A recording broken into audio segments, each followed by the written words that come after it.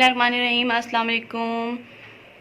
Herbal treatment में आप सबको मेरा सलाम। उम्मीद है आप सब खैरियत से होंगे। अच्छा, आज जो मैं रेमेडी आपसे शेयर करने जा रही हूँ वो है बहुत ही आसान और मतलब बहुत ही फ़ायदेमंद रेमेडी है। मतलब आप हज़ारों रुपया भी खर्च करके वो रिज़ल्ट आपको नहीं मिलते जो आपको इस रेमेडी से मेरे मिलेंगे। ये बहुत ही एक फ़ायदेमंद चीज़ है और घर में ही हमारे मौजूद होती है ये चीज़। किचन में, हमारे किचन से रिलेटेड चीज़ है। तो आज मैं आपको बताऊंगी वो है प्याज। ये इसको वैसे तो हम बहुत ही आम सी एक चीज़ समझते हैं और ये बहुत ही फ़ायदेमंद चीज़ है।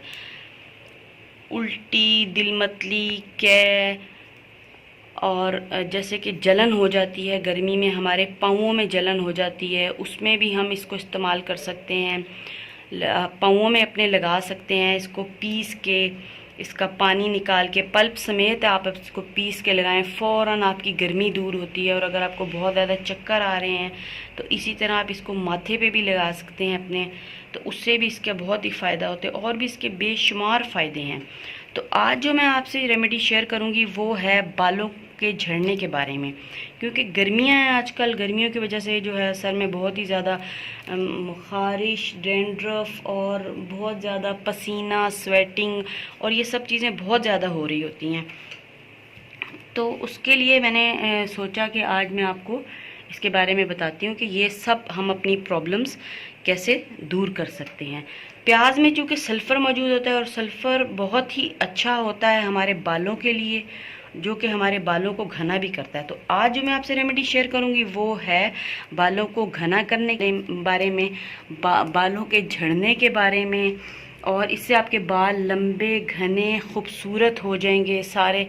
उसमें से सर की जो है स्कैल्प की वो प्रॉब्लम्स आपकी रिमूव हो जाएंगी मैक्सिमम।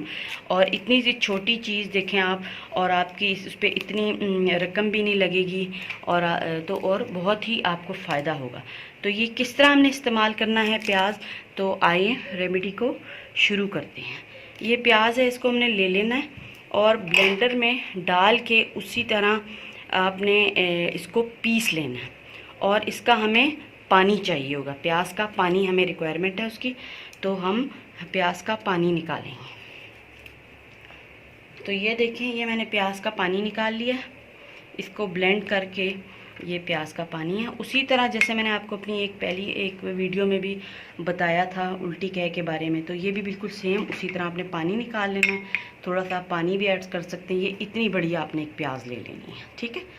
तो और इसका पानी हमने निकाल लिया, ये हमें पानी हासिल हो गया।